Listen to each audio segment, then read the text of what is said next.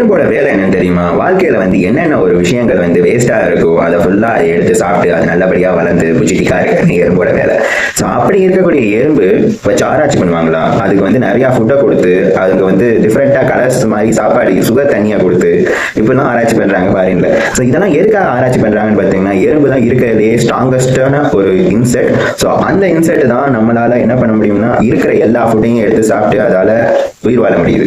So அப்படி இருக்கிற எறும்பு கூட இறந்து போனுச்சுன்னா அது எது சாப்பிடும் தெரியுமா? ஆண்ட் ஈட்டிங் லயன் அப்படின்னு சொல்லிட்டு அது நம்ம சின்ன வயசுல குள்ள நரின்னு சொல்லியிருப்போம். ஸோ அது குழிக்குள்ள இருக்கும். ஸோ அந்த குழியில இருந்து நம்ம எறும்பு ஏதாவது சின்ன பூச்சி உள்ள போய் நின்றுச்சுன்னா அந்த மண்ணு கீழே விழுகும் அந்த குழிக்குள்ள. ஸோ அப்படி கீழே விழுகிறப்ப அந்த பூச்சி அந்த எறும்பை பிடிச்சு சாப்பிடும். வாழ்க்கை ஒரு வட்டம் தெரியுமா? நம்ம ஏதாச்சும் ஒன்று சாப்பிட்டு மீதியா போட்டிருந்தோம்னா அது மீதி ஒன்று எறும்பு தான் சாப்பிடும். அதே இது எறும்பே இறந்து போயிடுச்சுன்னா அதை எது சாப்பிடும்னு பார்த்தீங்கன்னா 2 ஜீவன் சாப்பிட்றதுக்கு இருக்கு. ஸோ லைஃப்ங்கிறது சர்க்கிள் தான். இது ஒரு ஃபுட் செயினை வச்சு தான் நான் சொல்லியிருக்கேன்.